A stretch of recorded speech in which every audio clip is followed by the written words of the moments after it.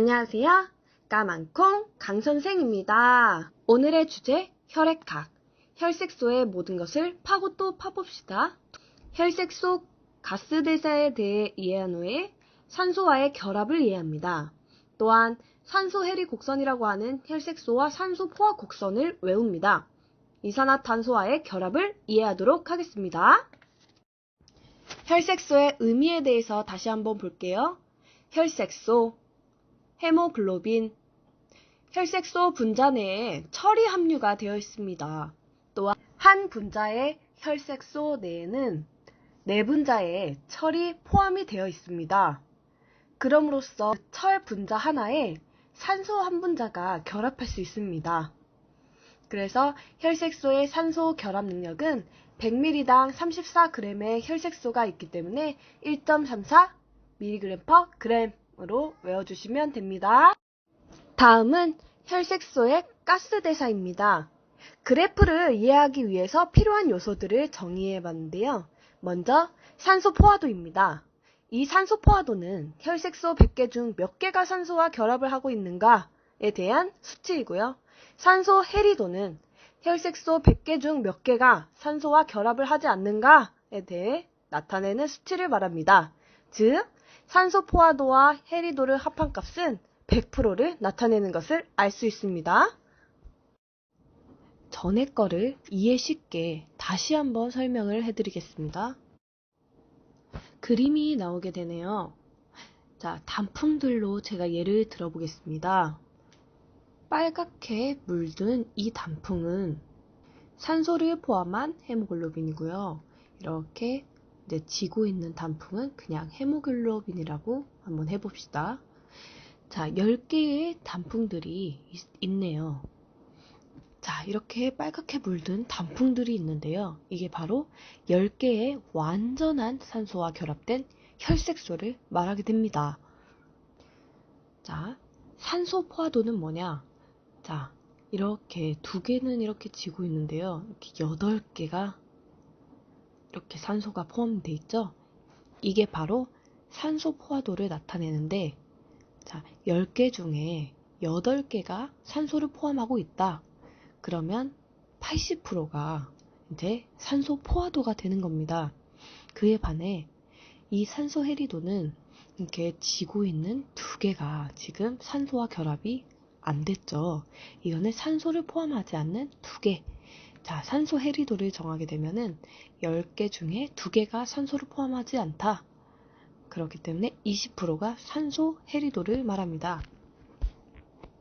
다시 한번 혈색소의 기능 몇 가지만 살펴볼게요. 먼저 그 혈색소의 기능은 조직에 산소를 운반하는 역할을 합니다. 근데 어떻게 운반하냐? 혈색소 분자 안에 철을 이용하여 산소와 결합하여 운반을 하게 됩니다. 그냥 있는 철로는 움직일 수 없습니다. 그래서 그 적혈구 당대사를 통해서 3과의 철이 2과의 철로 환원이 된 철로만 산소 운반의 기능을 하게 되는데요. 즉, 이 환원된 철, 페리오스라고 하는 이 산소 운반의 기능이 있을 때만이 가스의 산소 운반을 하게 됩니다. 이 산화된 철 같은 경우에는 산소 운반의 기능을 못합니다. 그래서 메트헤모글로빈 경로가 이상이 있다면 이 산화된 철, 이 3가의 철이 딱딱딱 쌓이기 때문에 저번에 청색증을 유발한다고 배웠습니다. 또한 폐에서 산소를 취득해야 됩니다.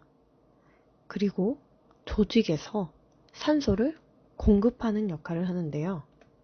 자, 폐는 호흡을 통해서 산소가 들어오죠. 산소를 신속히 취득해야 되기 때문에 높은 산소 친화성을 가지고 있어야 합니다. 폐는. 그에 반해 조직은 산소를 쉽게 내줘야 되기 때문에, 방출을 해야 되기 때문에 낮은 산소 친화성을 가져야 합니다. 햄은 산소 한 분자와 결합되어 있죠. 총 4개가 있고요. 또한 헤모글로빈은 산소를 운반하는 데 있어서 1.34ml 산소를 운반한다. 다시 설명을 드립니다. 다음은 산소와의 결합, 산소 해리 곡선입니다. 이것은 국가고시에 나오기 때문에 중요하게 외우셔야 됩니다. 산소 해리 곡선이란 혈색소의 산소 친화도는 산소 분압에 따라서 달라지게 됩니다. 산소 분압에 대한 혈색소 분자의 산소 포화 정도를 나타내는 곡선인데요. 그림을 보게 되면은 가로축은 산소 분압을 나타내고요. 세로축은 산소 포화도를 나타냅니다. S자와 비슷한 곡선은 인체가 산소와 결합하고 해리하는데 아주 이상적인 형태입니다. 낮은 분압에서 보게 되면은 적은 양의 산소만이 혈색소와 포화되지만, 자, 이렇게 쭉 올라가 보면 20부터 한 60, 50까지는 이렇게 급격히 올라가는 것을 볼 수 있습니다. 그리고 80에서 100 정도 산소의 혈색소가 100% 포화되는 것을 알 수 있습니다. 아무리 산소가 이렇게 계속 많아도 혈색소에서 받아들일 수 없다고 생각하시면 됩니다. 다시 말해 혈색소가 산소하고 최대로 결합하고 있는 그러한 상태라고 알 수 있습니다. 전에 말했듯이 폐에 산소가 높은 경우에는 어떻게 됩니까?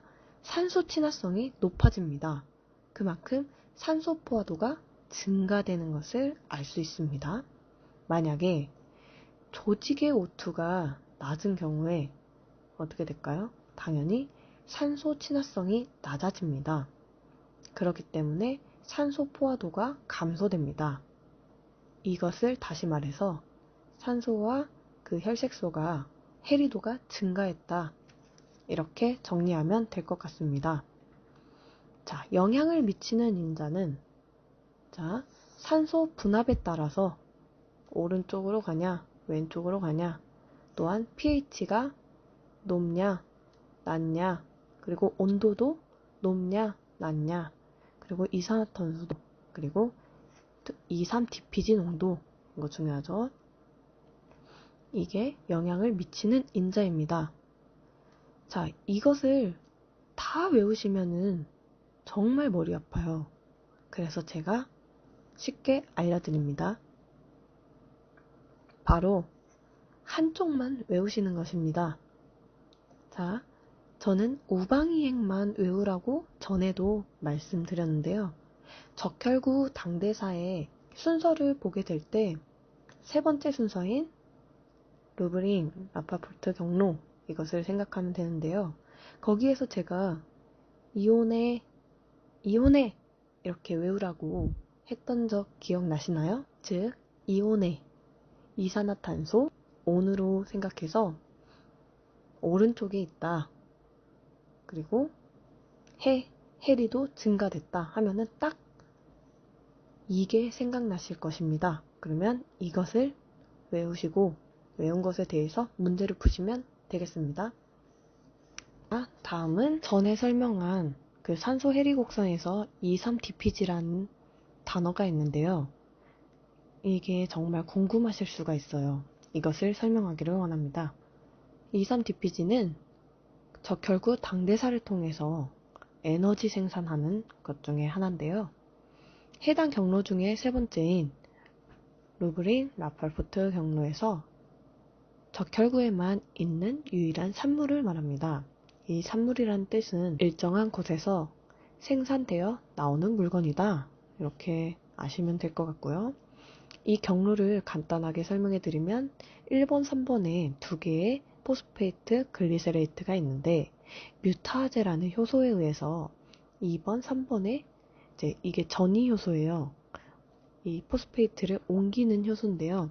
이게 바로 2번, 3번에 두 개의 포스페이트 글리세릭 엑시드를 형성했다. 근데 포스파타제에 의해서 인산을 하나 녹이는 효소고, 그로 인해서 3번 자리에 포스포 글리세레이트가 되는 경로다, 정리하시면 될 것 같고요. 이 2,3-DPG는 헤모글로빈보다 산소 결합력이 엄청 강합니다. 200배라고 써있죠. 그런즉 산소를 폐에서 가지고 오지 않습니까? 그게 바로 조직에 들어가야 되는데, 조직에 도착한 그 헤모글로빈은 산소를 내려놓으려고 할 때 이 DPG가 바로 결합을 해버리는 것입니다. 23DPG의 생성 효소는 산화 헤모글로빈에 의해서 억제가 되고 이 산소가 감소할 때 생성이 증가한다고 생각하시면 됩니다. 쉽게 말하면 23DPG가 높으면 산소는 친화성이 낮다. 그러니까 해리도가 증가된다는 것이겠죠? 우방이행 아시겠죠? 자, 어쩔 때 증가를 하냐?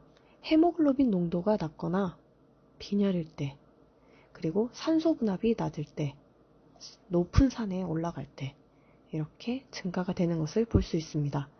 그게 바로 우방이행, 이온의 이것을 다시 한번 기억하기를 원합니다.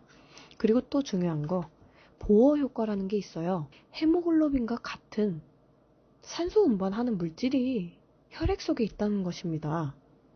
그래서 이게 이산화탄소의 분압이 상승하거나 또는 pH가 저하되면은 산소 분압에 변화 없이도, 그러니까 상관없어도 산소 포화도가 감소하는 현상입니다. 그래서 그게 산소가 전달되지 못함으로써 이제 쉽게 분리되는 현상을 말합니다. 아시겠나요? 자, 다음은 이산화탄소와의 결합입니다. 이산화탄소는 정맥혈로 운반된 후에 93% 정도가 적혈구 막을 통과해서 안으로 들어가게 됩니다. 그 적혈구 안에 있는 물과 결합해서 탄산이 만들어지는데요. 그 나머지 7%는 그냥 혈장 내에서 이산화탄소로 운반되게 됩니다. 그림으로 보실게요. 이산화탄소가 적혈구 안으로 들어가게 됩니다. 근데 그 안에서 CO2와 물이 만나 어떻게 된다고요? H2CO3, 탄산입니다. 이 탄산은 바로 이온화가 되면서 중탄산을 형성됩니다. 표로 한번 정리를 해봤습니다. 어떻게 운반을 하는지. 이 이산화탄소는 혈액에서 3가지 형태로 운반이 된다고 합니다. 자, 디졸브드 CO2, 이거는 혈장 내에서 그냥 물리적으로 용해가 된다. 거의 10%로 잡았고요. 두 번째로는 카르바미노, 헤모글로빈, 헤모글로빈과 아미노산의 결합이 있습니다. 이게 20%를 차지하고요. 정말 중요한 70%를 차지하는 중탄산 형태. 그래서 이렇게 운반이 된다는 것을 알고 계시면 될 것 같습니다. 이 이산화탄소는 폐포를 통해서 체외로 방출되게 됩니다. 자, 문제를 통해 스스로 정리를 해봅시다. 혈색소의 산소 결합능이 몇이라고 그랬죠? 네, 1.34mg/g. 이산화탄소 대부분의 운반 형태가 방금 뭐라고 했죠? HCO3이고요. 또한 산소 해리 곡선 중에 23DPG가 증가합니다. 그리고 pH가 감소하는데요. 이게 해리도가 증가하는데 이게 어떤 경우죠? 왼쪽일까요? 오른쪽일까요? 네, 이온의 우방이행이죠. 그리고 또한 산소 분압에 변화가 없어도